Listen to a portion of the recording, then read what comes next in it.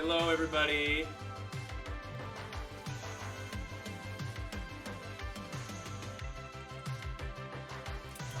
Happy Monday, Pika.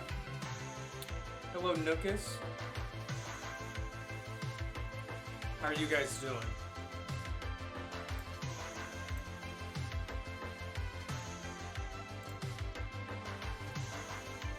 Hello, Shrek. Hello, Jack.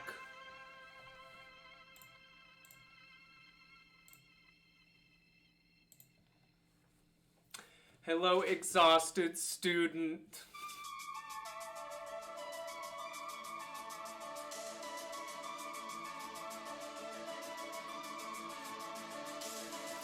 And hello, that guy who stinks. Is that guy who doesn't stink here? Big Rex, good afternoon. Good afternoon to you. Hello, Ando Bear. Happy Monday. Hello, do we have a handout today? We do not, T. Jackson. We will be taking some notes and you'll be able to follow along this time. We won't be taking tons because we're going to continue our demo of the DC motor. Long hair vibe is in full effect today, that's right. We had to let it flow today. Had to let it flow. Hey Brandon, hello Edna, and hello Chinghan. Chinghan, did you figure out that MATLAB issue? I think you emailed me. Jack says, are you going to post the notes? Yes. I think I'm a little behind in posting them, but I will catch up. In fact, I'm writing it down for my to-do list for today. Happy March 1st, sad March 1st. There is a lot to do, but you guys are doing great. We're gonna make it.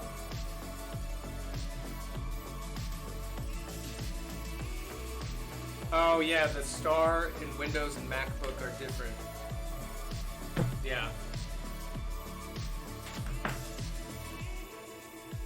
So for Twitch, I tried to add some new things. Like there should be a new captions option. Is that working for you? Are captions showing up for you? For homework 2, question 6 part C, how should we approach this problem? That's a little general. I do have office hours today. And I do, so yeah, I'm going to be on office hours on Discord later today, so you can come talk to me about homework. After lecture, I can hang around for a couple minutes, answer some questions. For question 6C, what is the answer? Now that I will answer. I'm just gonna give it to you. Okay. Let's get started because I'm excited to show you some of this stuff today. Thomas Jefferson. That's the answer. It's Tommy Jefferson's. Hello, Not Prof. Always good to see you. Not Prof is a calculus professor, among other things, at UB. He also studies knot theory. Yes, let's back off the music. And let's get started here. I know, knot theory. So, last class, what we did is we got a model for this DC motor. Let's come on over here. Oh geez, I don't have my tablet connected yet.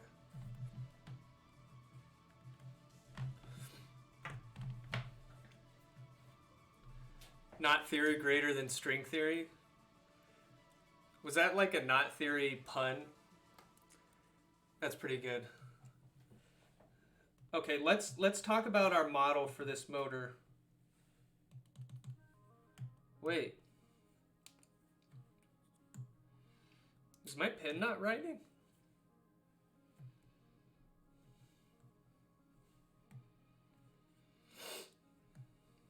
Oh, don't do that to me.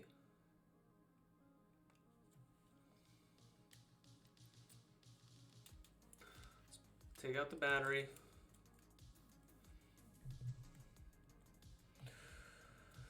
Oh my goodness. Okay. Looks like we're gonna go old school again. We're gonna write on the old trusty paper. Pack it up, everyone. Pin's dead. Pack it up. Class is over. Pin is dead. All right. So I think what I need to do. Oh my goodness. Oh, good grief. Good grief, guys.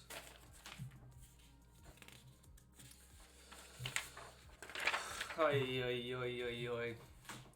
Okay, so here we go. We have our DC motor, and what camera do I use for the overhead?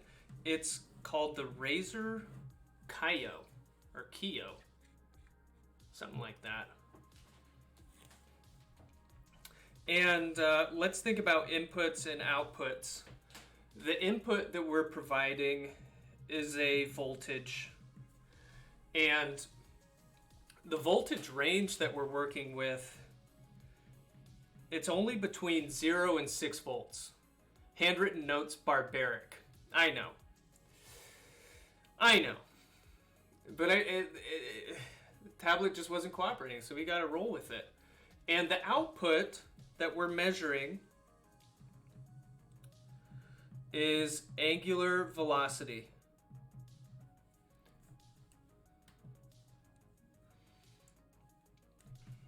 And that's in radians per second. Actually, what we're measuring is the angular position using a rotary encoder, but then I differentiated that to get the angular velocity. But as far as we're concerned, we have this voltage, input, output is angular velocity. And we ran some experiments and we came up with a model. And guys, I want to show you that this model is like really good. And I'll demonstrate that to you, but I'm impressed with it. So let's call this angular velocity, let's just use the variable x. And for the voltage, let's use the variable u. And this is the model we came up with. X at some time step k. So the angular velocity of the motor at some step k is equal to 0.5134. This is the model we came up with. At the angular velocity at the previous time step plus 1.796 times the voltage at the previous time step. And this model is only valid when the sampling period is 0.05 seconds, meaning we're taking 20 samples per second. And each of these points in the sequence is separated by a 0.05 second interval. All right, I want to demonstrate to you how good this model actually is. So we're gonna open up some Arduino code, and I modified this a little bit from what we had last time. Okay, I got to pull this camera over here to our motor again. Come on, let's get it in the frame. Okay, let's scroll down a little bit. Scroll down. So I'll show you what I changed in here. Okay, this line of code is what I added. And this is our model. And so V2, I made up some variable names here, but V2, this is the angular velocity of the motor that our model is predicting. And this is at the current time step. V1 is the angular velocity at the previous time step. And this V1 is the voltage at the previous time step. So what this code is going to do is it's going to compare what our model is predicting our motor should be doing. And then this velocity, this is what we're actually measuring. So this code's going to compare real life to our model. And it's going to plot everything in real time. So let's do this. First we're going to do the square wave style. Because this is the type of forcing that we applied to do the test in the first place. So I need to comment out this one, but we'll come back to this. All right, let's upload this. Okay, so I'm gonna print, okay, good. Let's upload this to my board. My board! All right, we're gonna plug in the power. We're gonna open the serial monitor, so you should see the motor spinning. Let's see what's going on the plotter. Okay, let's explain this. The red line is the velocity that's the angular velocity of the motor that we're actually measuring. The green line is the model that we came up with. And it's kind of propagating in real time, saying, okay, if you provide me this voltage, this is what I'm predicting should happen. So notice, at least when we're spinning this direction, whatever that is, our model is matching up like on the dot with the actual angular velocity. And then when we go the other direction, our model in green actually underpredicts what the angular velocity should be. But pretty good. So let's change up something here. Now this is cool to see because we derived our model based on an experiment that looked like that, right? With a step input that goes one way or the other. But I'm going to show you that the model we came up with is valid for other types of inputs. I'm going to give a sinusoidal input. And so now the input has changed. It's not the square wave anymore. But we're going to use our same model and see what it predicts is going to happen. So I'm going to comment out the square wave. Now we're running the sinusoid. I got to upload this new code. We're going to plug in the power. And now we're going to see. So let's open the plotter. Remember, once again, the green is what our model's predicting. And the red is what's happening in real life.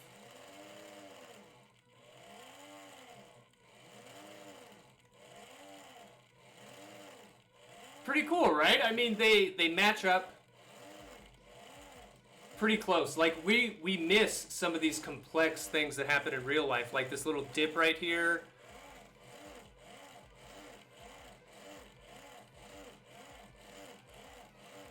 But well done, guys. We made this model, and it basically predicts the input-output relationship between voltage and angular velocity. Okay, so you can pat yourself on the back. So I'm going to unplug this. Oh, notice I unplugged the motor, and our model's like, hey, I'm still going strong. But really, there's no voltage in real life, so the real life has stopped. Okay. So let's go back here. Let's go back here. So it's always a little bit fascinating to me. Like, take time to appreciate this for a second. This is a very basic mathematical model when you think about it. And yet, it does do a pretty good job of describing how a real life thing moves. And that's kind of what we're shooting for with controls. The simplest model that we can get that still does a decent job of capturing real life behavior. So mission accomplished for now. Okay, so we're going to do an example of a proportional controller today. So I'm going to show you our good old feedback loop, which we did like on day 1. And now we're going to use it again.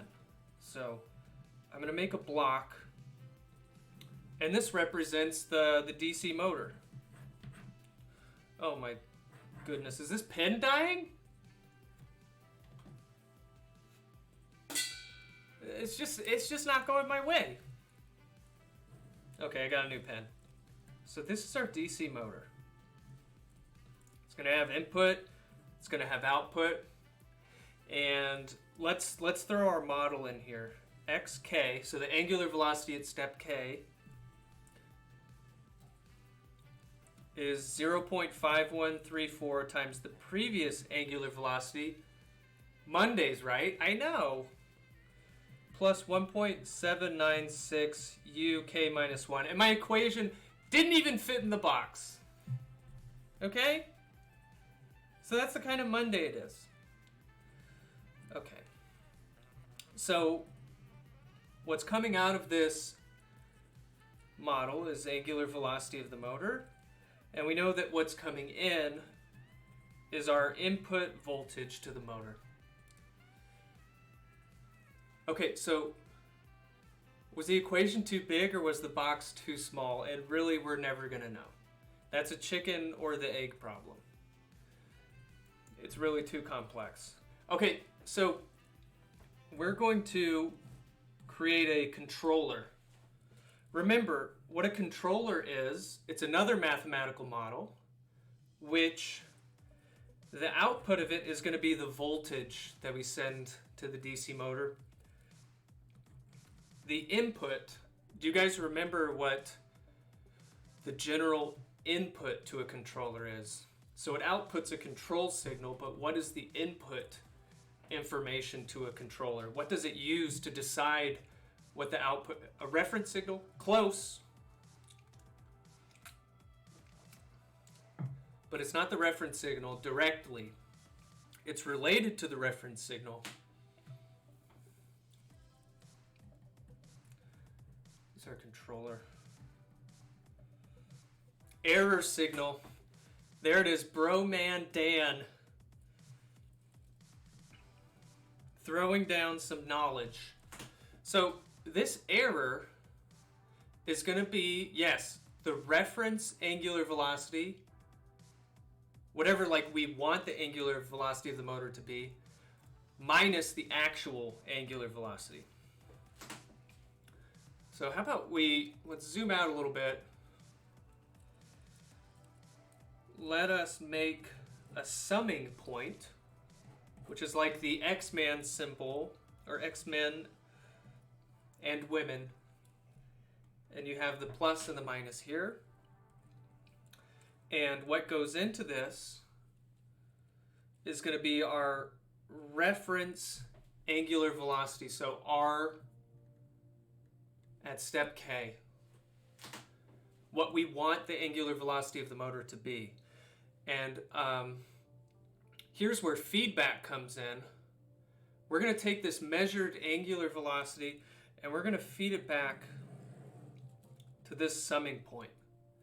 So let's just say it's xk, where x represents angular velocity of the motor and it's coming all the way back. And then the summing point, it adds the reference, it subtracts that output. So we'll say the error is ek and it's r minus y.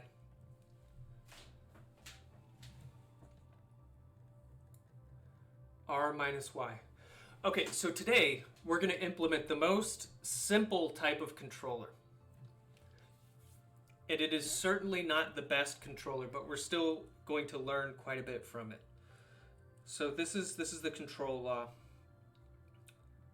The control u at step k is going to be a constant, which I make like this scripty capital K, times the error. So at every time step, where did yk come? Oh, geez. Okay, usually for this feedback path, we call it y. But I'm calling it x, so good catch, Jack. It should just be x.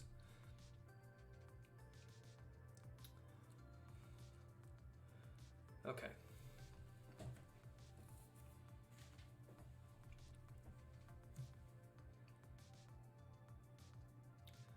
What does the funky K stand for? This funky K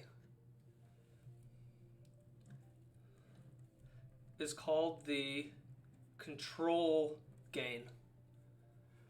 Or to be more specific, we'll just call it the proportional control gain because it's proportional to the error. And it's just a constant.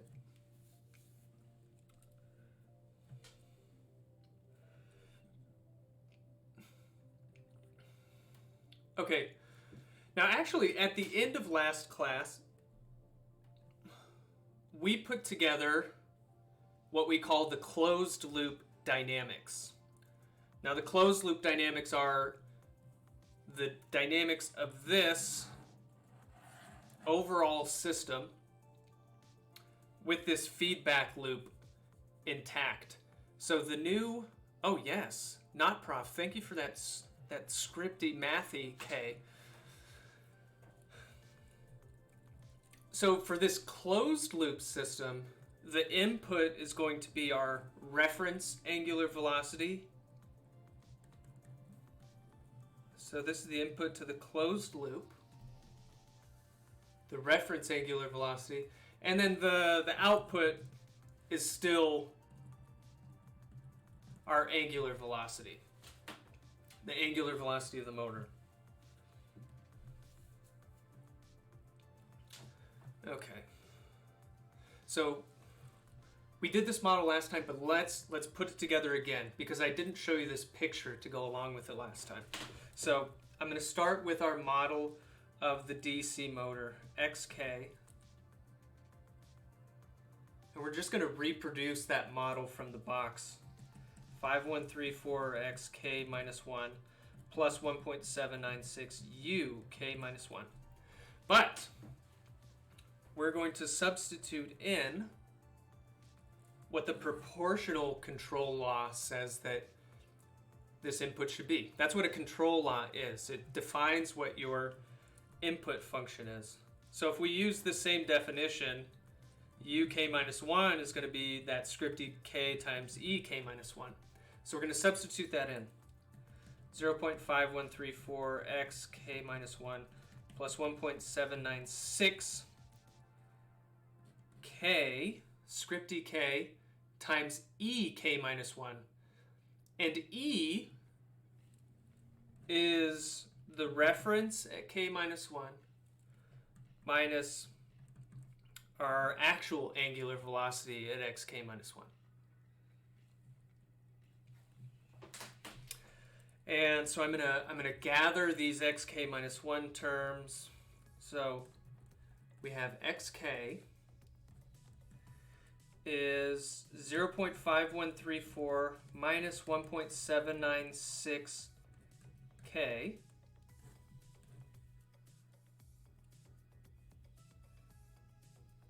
xk minus 1 plus 1.796 K rk minus 1.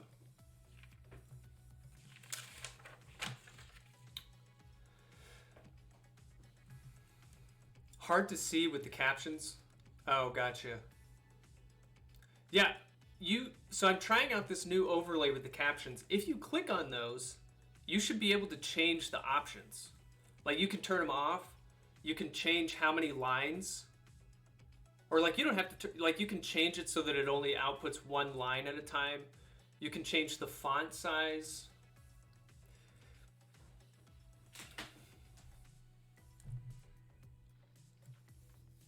You have so much customization. Is this how we deal with error to correct in the next step? Yes. But we'll talk more about error as we go, because you'll see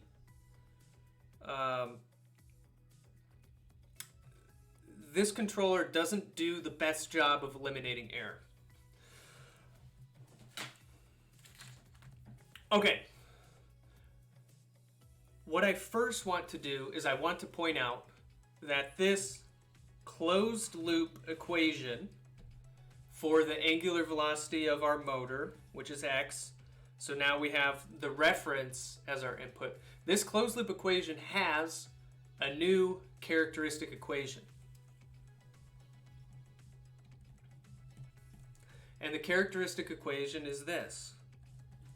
Our lambda d, our discrete time root, is going to be equal to 0.5134 minus 1.796 times that scripty k.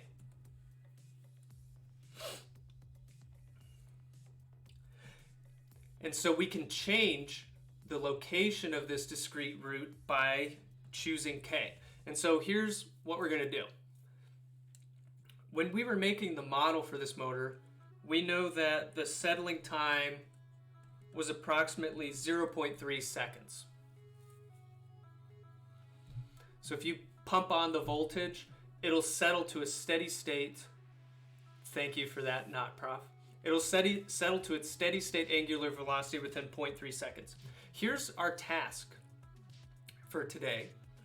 I want to choose k so that the settling time of the motor is no longer a third of a second. I want it to be 1 second. So I actually want to slow down the dynamics of this motor. We're going to do that through the power of control systems. Okay, so we're going to change it. Change to settling time is around 1 second. Now here's the process. And this is what you've been doing in the homework. This is basically asking you to design a discrete time system that has this continuous system behavior. So the settling time equation is minus 4 over the real part of the continuous root.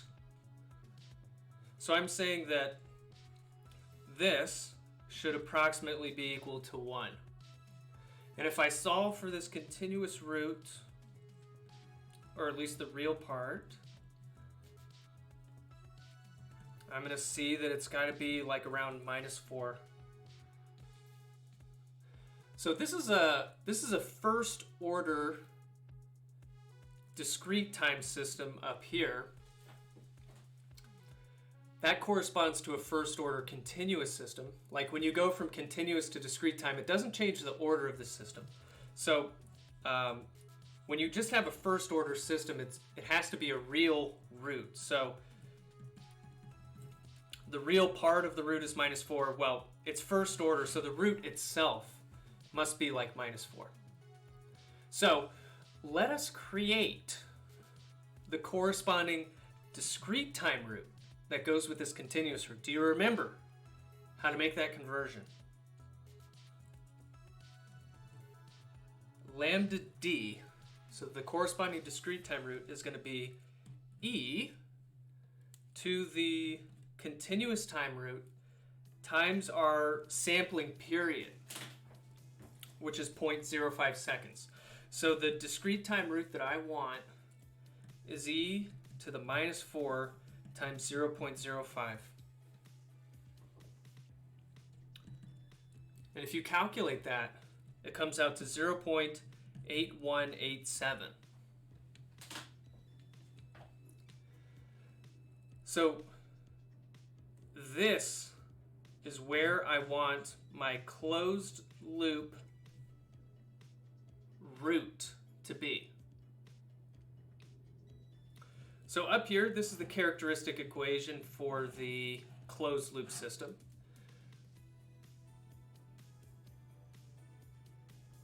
And we need to modify k so that this root is equal to 0.8187. Okay, so let's quickly do this. So 0.8187 is equal to 0.5134 minus 1.796K. And to save time, I'm just going to give you the result. Minus 0.17.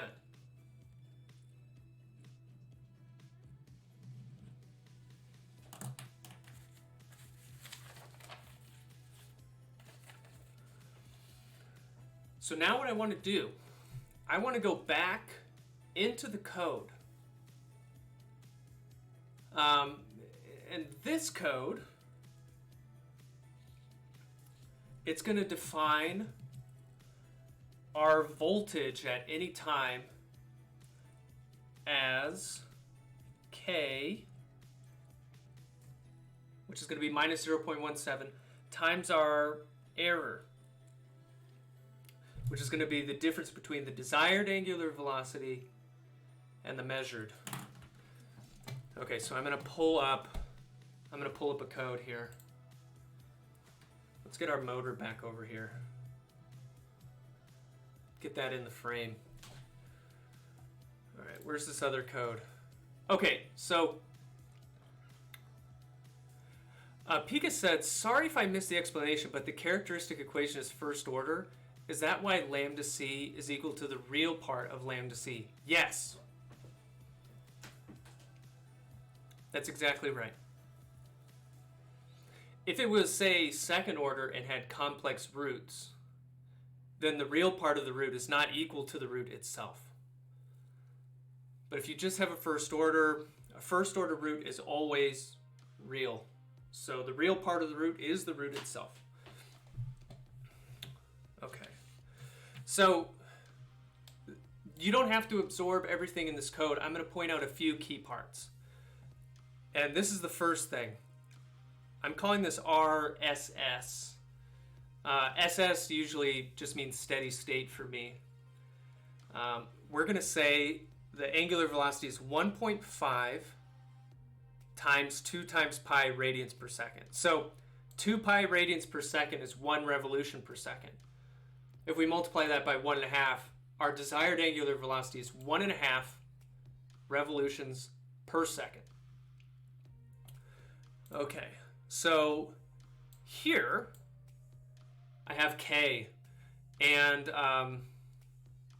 if it's complex, would we need to get the magnitude? Yes. I think in short, yes. Okay, here's our control gain. This should give us a settling time of 1 second. Let's go into here a little bit. Okay, so I want to point out this line of code. Here, error at step K is going to be the reference at step K minus the measured angular velocity, which in this code, omega rho is the measured angular velocity. And actually, you can see it being calculated up here. So theta is the measured angle of the motor, and that's picked up with the rotary encoder. So I'm measuring the angle, and then I'm doing a rough approximation of the velocity of the motor. You take the current position minus the previous position, and you divide by the length of time between that. So change in angle over change in time. Oh, and then this little piece of code, I have the reference angular velocity, and all I'm doing is every couple seconds I'm switching it from positive to negative. So it's creating a square wave where we want 1.5 revolutions per second, one direction, and then we flip the other direction. Pika says, in our equations, which one is the control law? The XK or the UK? The UK. So right here in the Arduino code, this is the control law. And that's kind of the beauty, one of the beauties of control systems when you actually implement it on hardware. it always comes down to this. At every instant in time, you have to decide what the control signal is, and it's just going to be pretty much one line of code, where with all the stuff we know right now, this is what I think we should make the voltage. Okay, so we're calculating the error, and then we're doing this. Let's see if anything else I want to point out yet. That's basically it. Let's upload this code, let's run it, let's make some graphs, and explain what the heck is going on with them. The behavior is going to be a little strange. We're going to talk about it. Wait. I need to check this first. Okay, I think that's fine. Tools.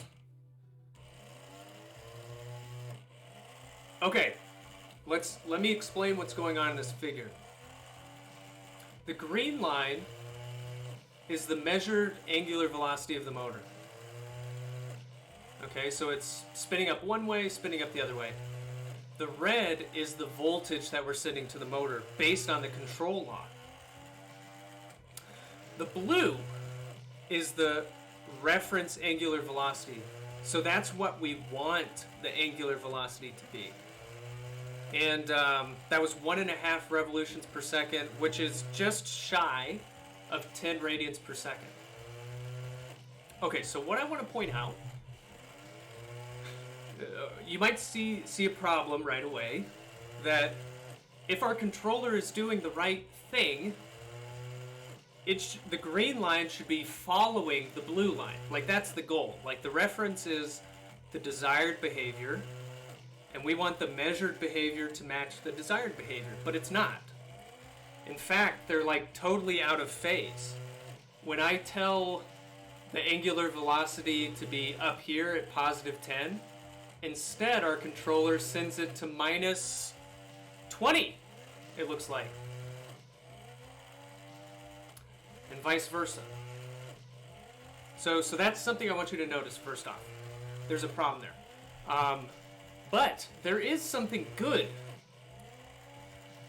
This reference is switching at 2-second intervals. And we want the settling time of the motor to be 1 second. If you look at this like curve on the top, and if you know that this length between the blue is 2 seconds, it looks like that about halfway between those 2 points, the green line does settle to where it's supposed to be. I mean, it settles to its final value. So the final value is somewhere up here. So I argue that the settling time has been achieved. We wanted this to settle in 1 second instead of 1/3 of a second. And it's basically doing that. We did slow down the motor. But what the heck is going on with this like inverted behavior here? Let's talk about that. Let us talk about that. Okay, we gotta go back. We gotta go back to this.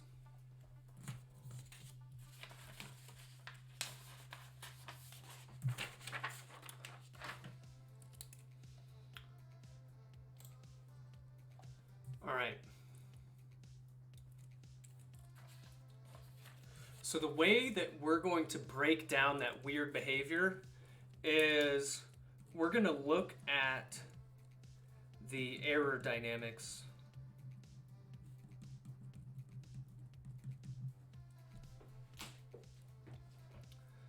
And this is how we're going to start. The error is defined as the difference between the reference and the measured behavior. But this equation actually has some dynamics, because what we're going to do is we're going to substitute in for x. And here is what x is equal to for the closed loop system. We said x is equal to 0.5134 times xk minus 1 plus 1.796 times our script ek, which is minus 0.17 for right now, times the error at the previous step. I'm going to make another substitution here. X at k minus 1. I want to write this in terms of the error and the reference. So the way I'm going to do that, ek minus 1 is rk minus 1 minus xk minus 1. So that means x at k minus 1 should be rk minus 1 minus ek minus 1. So I'm going to substitute this expression in for xk minus 1 here. All right, so the error is equal to the reference minus 0.5134 times rk minus 1 minus ek minus 1 plus 1.796 times k times ek minus 1. And now you see why we call this the error dynamics, because it depends on previous steps of the error, and this has its own motion changing with time. All right, let's organize this a little bit. If I gather the terms, you're going to see that the error is equal to 0.5134 minus 1.796 k times ek minus 1 plus rk minus 0.5134 r k minus 1.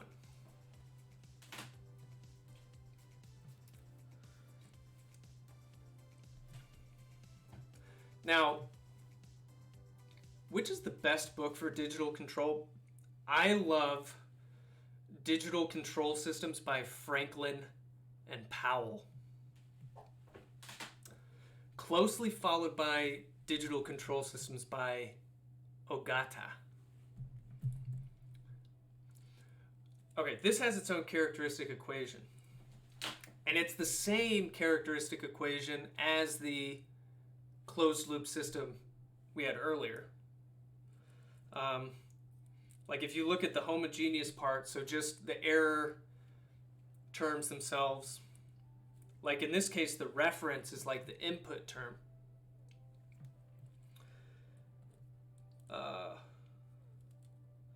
You would find that the discrete root for this is just equal to the same discrete root for the closed loop system. So this makes sense. Like, if the angular velocity reaches its steady state value in whatever, like 1 second or something, then the error will also reach its final value in 1 second. Because the error is just the difference between that angular velocity and some constant. So this makes sense. So it's the same. So let's just point that out.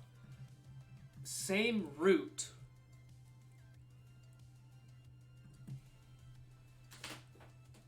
Okay, so what I want to do now, let's look at the steady state behavior. Look at steady state behavior, and this is going to explain for us that weird behavior that we were seeing. Steady state behavior means behavior as k goes towards infinity. So something that's going to happen is that as we go to k, as we take the limit of the error as k goes to infinity, or is this the way I want to say it? Okay, we'll say it equals E steady state.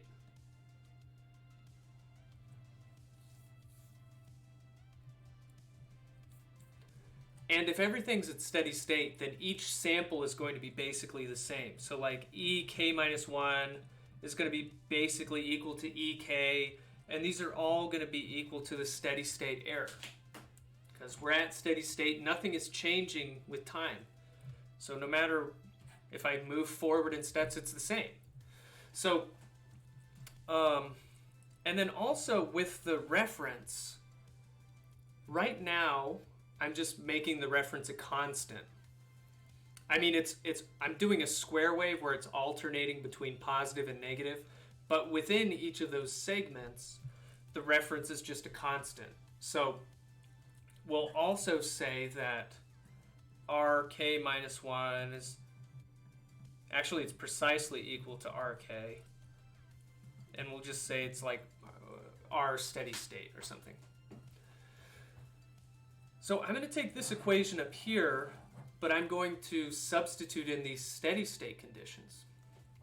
So these error values are going to be error steady state. So error steady state is going to be equal to 0.5134 minus 1.796 K times error steady state plus, and let's just gather these, 1 minus 0.5134 times the reference steady state. Okay, then if you solve for the steady state error, you're going to get 1 minus 0.5134 over 1 minus 0.5134 minus 1.796 K times, oh, I kind of went out of frame, sorry. I got in the zone. So all I did here, if you solve for this steady state error, you're going to see it's going to be this times whatever your reference is. Now check this out. We said K was equal to minus 0.17, right? So if you were to plug that in there, so if the gain is minus 0.17, the error is equal to 2.6842 times whatever our reference is. And this is a bad sign. When we design a controller, we want the steady state error to be equal to 0, because that means the difference between your output and your reference that has gone to 0, and you're following the reference behavior. So this is obviously saying, like, we're not following the reference, okay? We're doing something else. Okay, so here, this is going to make our figures make sense, because let's talk about the steady state angular velocity, which is x. In our case, we called it x. So x steady state is going to be the reference, whatever that was at steady state, minus the error at steady state. And I'm going to substitute in this expression for the error. So we have 1 minus 2.6842 times r steady state. So our steady state angular velocity is going to be equal to minus 1.6842 times our reference angular velocity.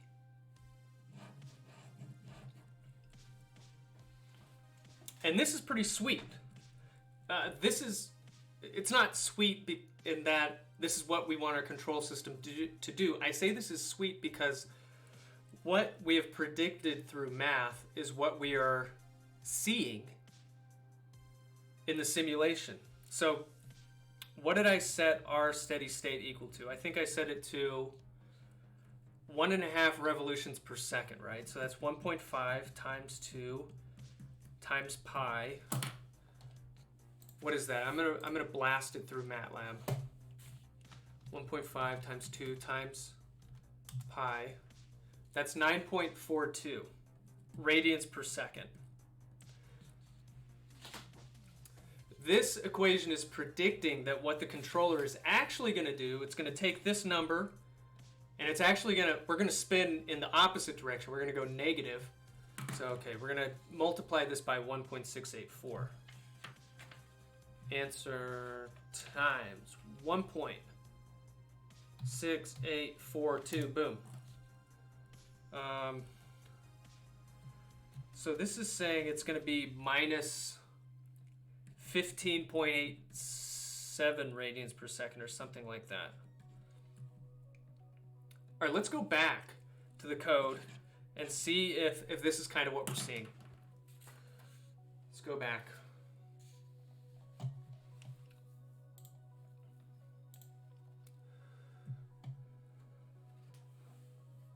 Going to connect up this circuit. Let's go over here. Let's go to this plotter.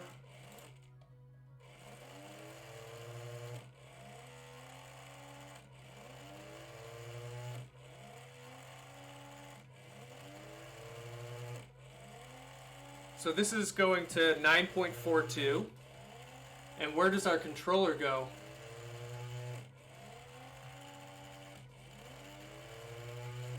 Actually, let's watch the serial monitor. It'll do the same information but with numbers.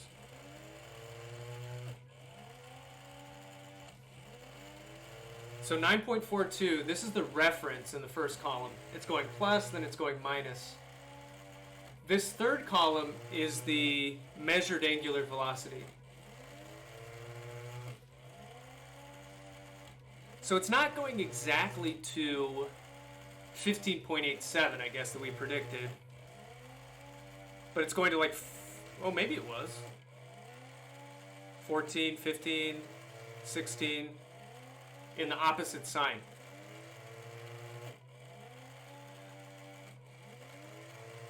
Okay, I'm going to disconnect this.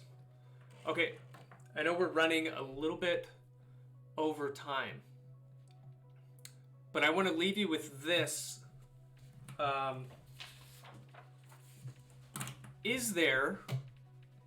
Can you think of a quick and dirty fix to this problem? Maybe I'll pull up the plot again.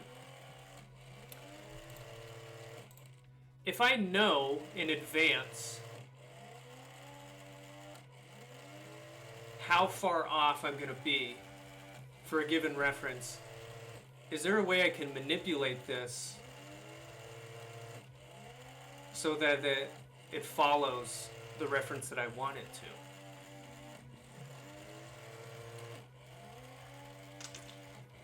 As the frequency is increasing, the measured velocity is reducing, I guess. Divide out by the number. And that's kind of what I'm going for, Jack.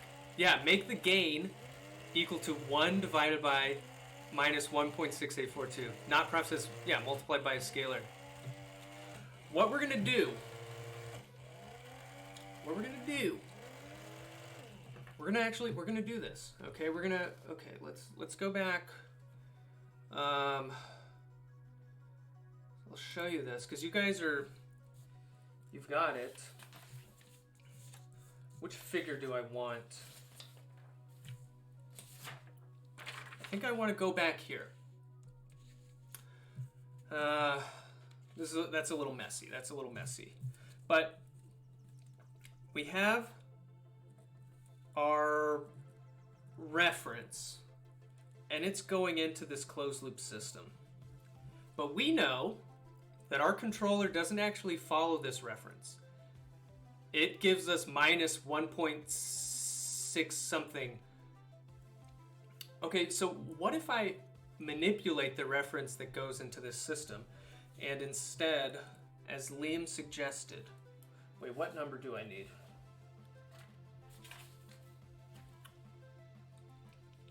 What if I just multiply this by minus 1 over 0.6842?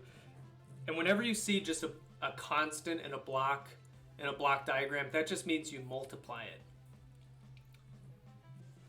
And then I send it into the, our feedback system. I'll zoom out a little bit. So this is what we're proposing. This is probably the most simple type of what we call a feed-forward controller. It's something that doesn't depend on feedback. Like all the stuff that's going on in here, that depends on the feedback. This is just something that we feed forward. Okay, so basically we're tricking our control system by manipulating what the reference is. Let's see if this works. So we're gonna go back into our code.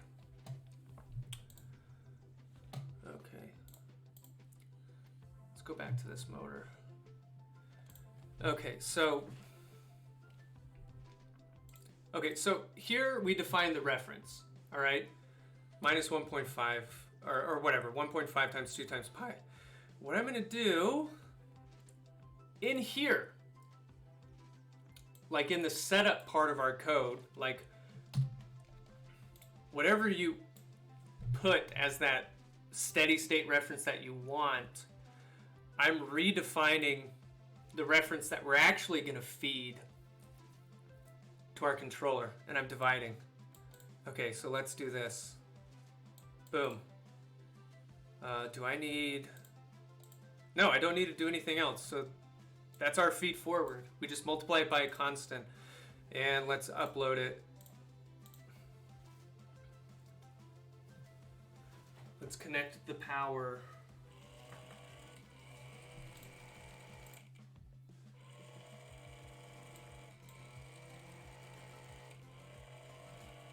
Okay. And now something different is happening. Now, you see, it looks like on one side, when we're spinning one direction, we don't quite get there. On the other side, we get pretty close. And here you can see, like, the settling time, it's clear. Like I said, these are switching at 2-second intervals, and it takes us 1 second to get to that value. So we achieved the settling time of 1 second. Now, this is a great example of why multiplying by a constant, what would happen? Okay, it's back. This is a great example of just multiplying by a constant, why it's not the best solution.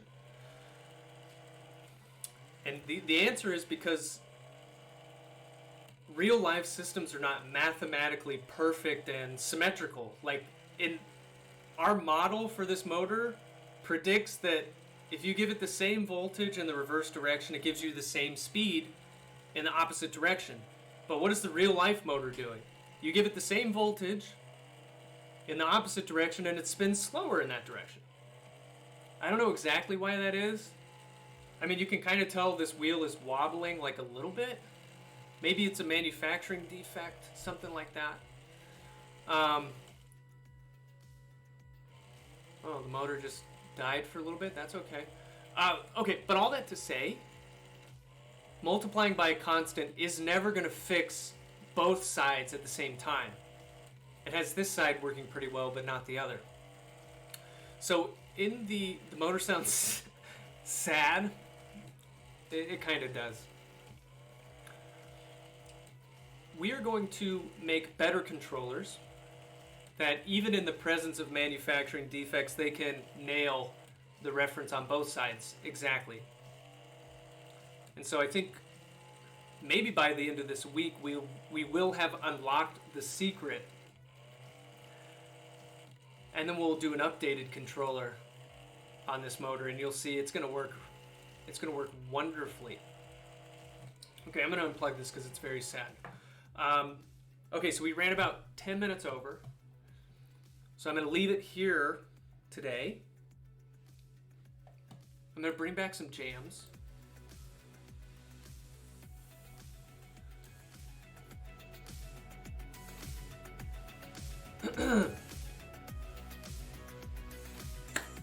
And that's it for today. We've done a proportional control system on a motor. We've seen that It's not the best. Jack says, can you post Friday's notes if possible? Yes. I can do that.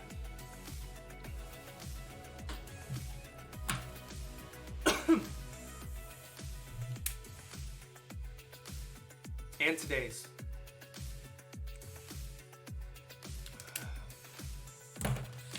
I'll have to grab these scraps of paper. I don't know why my pen stopped working.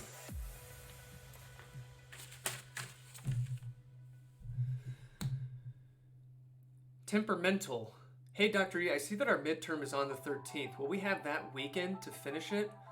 So, I haven't finalized all of the details, but what I'm imagining this test being like is you have a 24-hour period.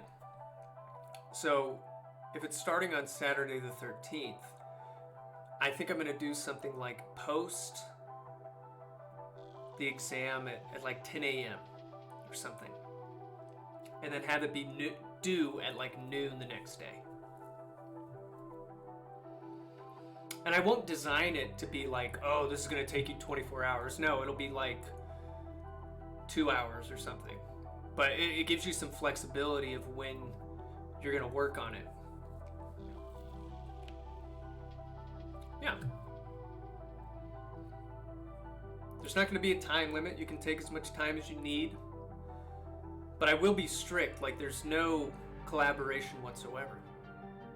So I'll give you some guidelines over what you are allowed to do and what you aren't. And those are going to be strict and carry strict penalties. So, and like I said, the test is not supposed to kill you. So it's going to test some of these basic principles on difference equations. It's going to be stuff like the first two homeworks. We got homework 3 coming up. It's going to cover like that kind of stuff.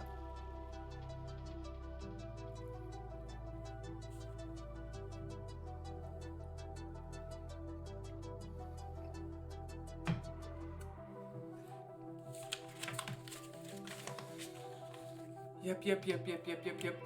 Office hours 4 to 5 p.m. on Discord. That's exactly right.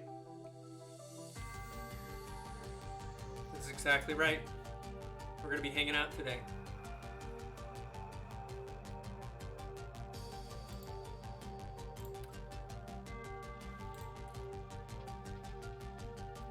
Did you know that we are now starting week 5 of 15?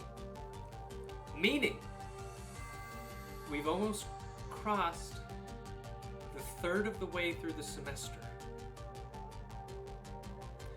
She says, thanks for giving extra flexibility with time as I have like 4 submissions every weekend. Yeah. This flexibility with midterm will help to manage other submissions. Great. Good news. 10 weeks left till my degree. Hey, that's the way to look at it. Time's going by quick. You guys are doing great. Gee bless it, still 10 weeks to go. 10 weeks until PowerPoint graduation. Are we sure it's PowerPoint? Is that confirmed?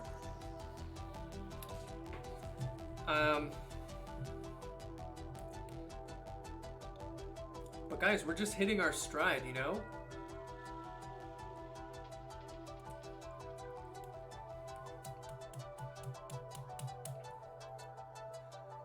Oh man.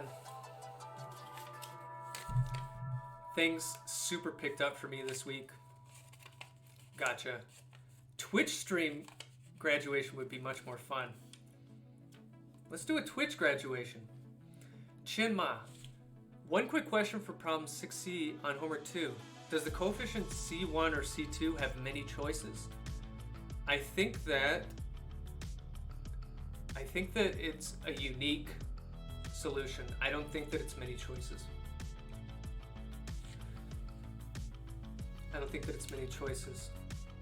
There's many ways to get those coefficients though. But in the end, there can be only one. Turns with zeros. Minecraft graduation. They should do some interactive kind of system. For 6c, can you assume that xk minus 2 equals 0 when k equals 1? Otherwise, I don't see how to not have an indeterminate system. Xk minus 2 equals... So that would be x minus... Yes! You can assume that it's 0. You can assume that it's 0.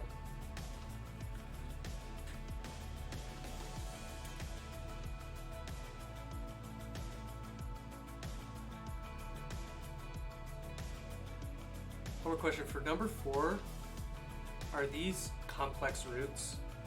Let me see. Let me see.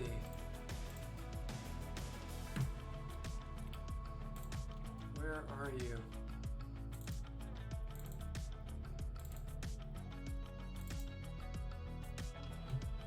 Let's see.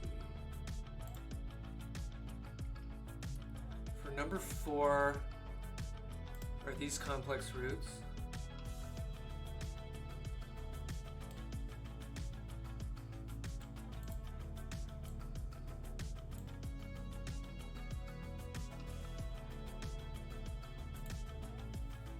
Well, typically, if you say that a system has a natural frequency, it's going to refer to a system that has some oscillations present. And if there's any oscillations, then the roots must be complex.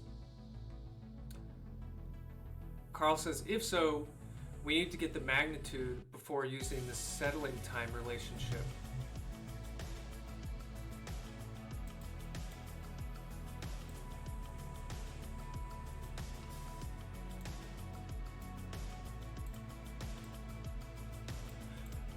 The way that I approach this problem is embedded in these two pieces of information, settling time and natural frequency. Embedded in here is a unique damping ratio and natural frequency. So the way I would go about this is I would figure out the damping ratio and the natural frequency of a system that has this behavior. And then once you know that information, you know the continuous time roots. And once you know the continuous time roots and you know the sampling period, then you can get the discrete time roots. So I think for this one too, I would use the same approach. I would figure out the damping ratio and the natural frequency and then go from there.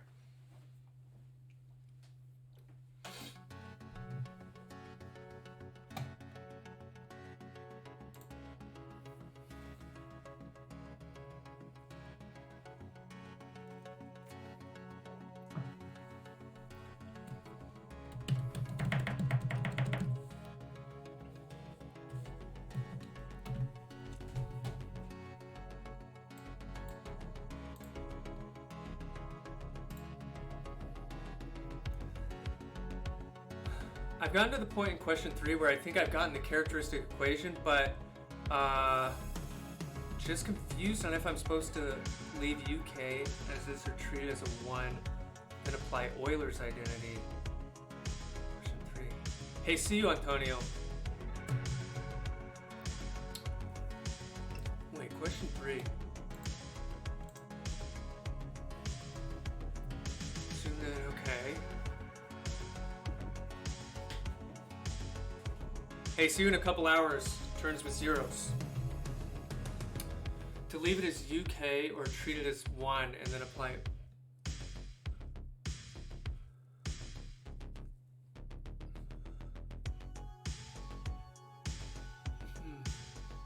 So I did for number 5, but the damn natural frequency was throwing me off. Okay, gotcha.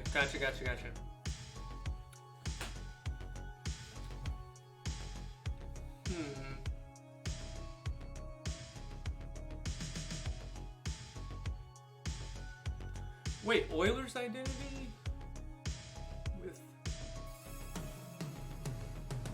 I'm not sure what you're going at. Quadron. Well, after I get the homogeneous solution with the A's in it. Okay. Oh, Alien! I got your email. I'll get back to you this afternoon. Thanks for stopping in. Oh, wait. Okay, after I get the homogeneous solution with the A's in it. Okay, so you get the homogeneous solution, right?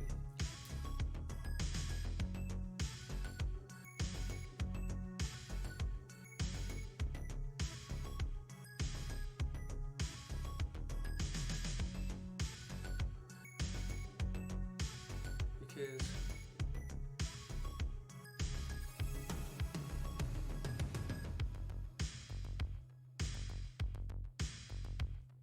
wait, problem three. Let's go back here.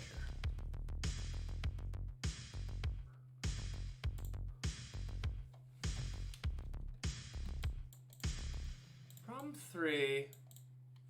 So I already give you this difference equation.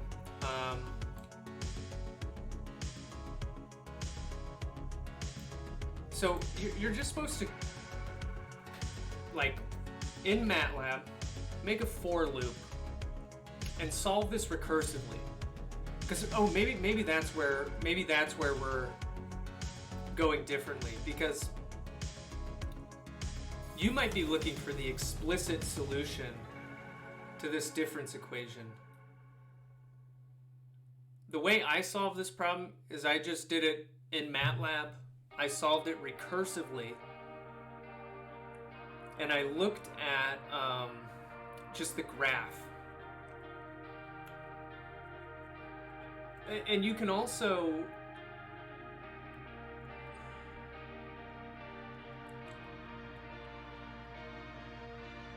because we didn't talk too much about the complete solution of a difference equation, like when you have the particular and the homogeneous added together, even though the particular solution in this case is just a constant.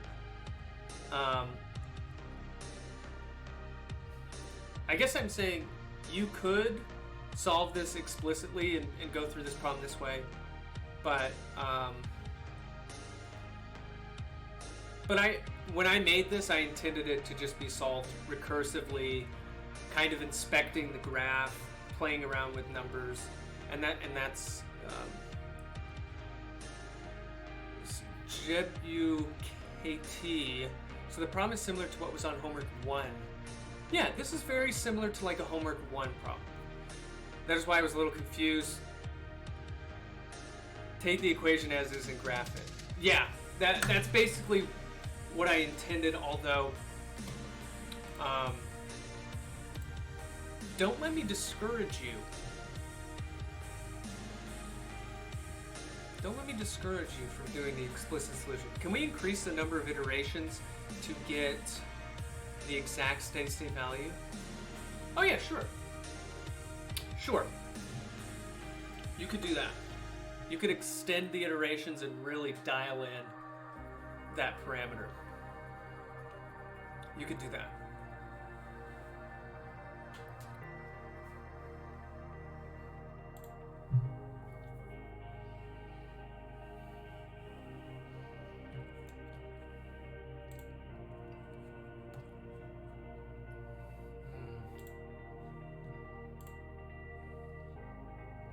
You're welcome.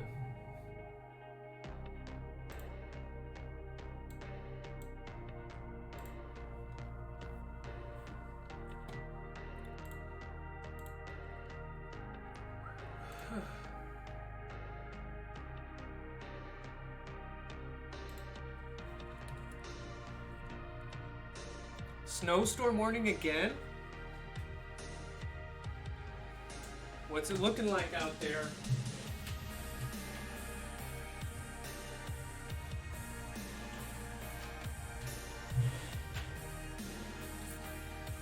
Oh no! And it was really warm yesterday. Squared circle. Do we need to show the extended iteration graph to get steady state as proof of work? I would say, like, if that's how you solve it, like by extending out the iterations, I would show that. Well, yeah, I would show that. Just so it's very clear, like this is the way I did it. Whenever you're making your homework solution, just make it as clear as possible. This is how I was doing it. Crossdog says, I have my difference equation for question 6C. Wait, I got something in the way here. Can I close this? Oh, here we go. I have a difference equation for question 6, but I'm not sure how to implement initial conditions to get C1 and C2. I can set k equals 1 to get rid of C2, but what would x minus 1 be? Okay, great. So x, just to answer that first part, x minus 1, you can assume it's 0. You can set it equal to 0. And then, okay, I can estimate x naught and x1 from the graph, but not x minus 1. Similarly, when k equals 0, I'm not sure how to get x minus 1 and x minus 2. What if it came to me in my dreams? Then you need to do an abstract painting using acrylics to depict the dream in as much detail and artistic faithfulness as you can. So crossdog, you can assume those are equal to 0. Whenever we have a step response, the standard assumption is that everything is at rest before we initialize that step input. So even -1 iterations minus 2, you can just assume those are 0. You're welcome.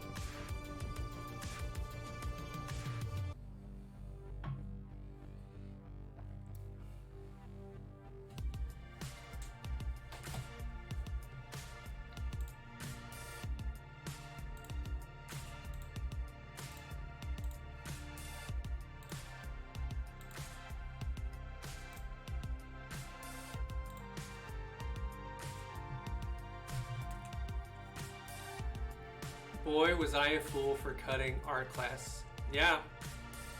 Now that's going to come back to bite you.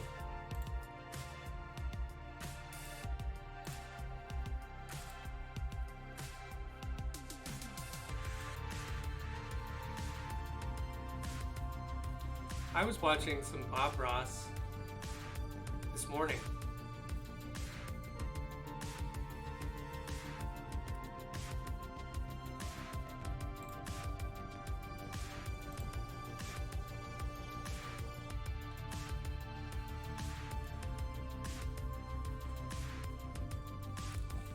Wait, not prof. I wonder if I have the Bob Ross of controls. That is the highest compliment I could receive. Happy little variables. Every complex root needs a friend. He won't let you raid anymore?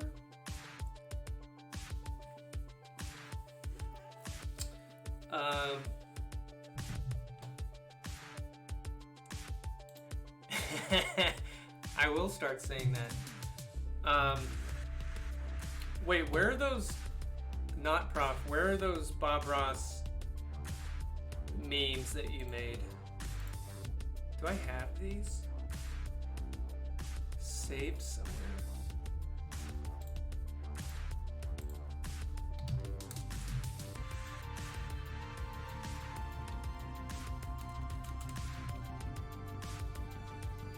Texted them to me? Yeah, you texted them. Oh, I just saw that emergency alert. But I was going to see if I could pull them up. Let's see. Where are they? Oh, they're so beautiful.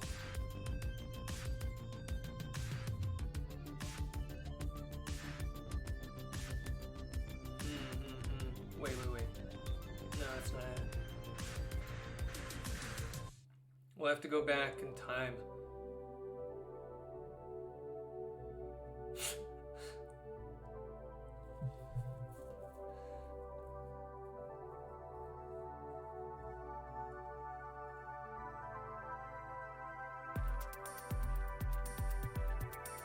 Get in there.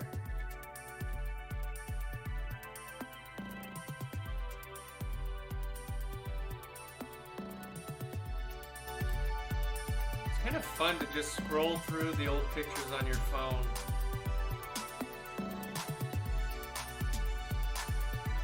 You just send me your favorite one?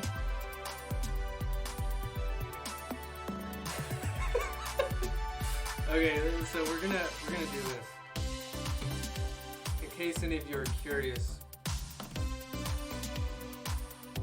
Wait, maybe I have to turn down this light.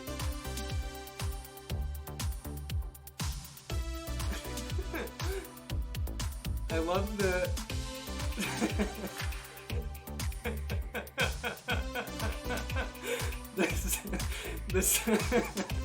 the serene look on Bob's face as he just paints this horrific masterpiece.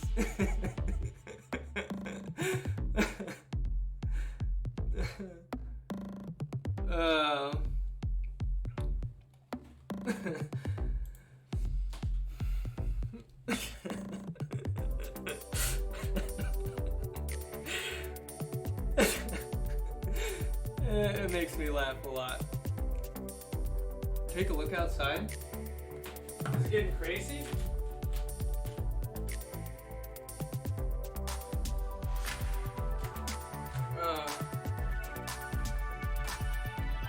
That was not a happy little accident. We don't make mistakes. We have happy accidents. Oh my gosh.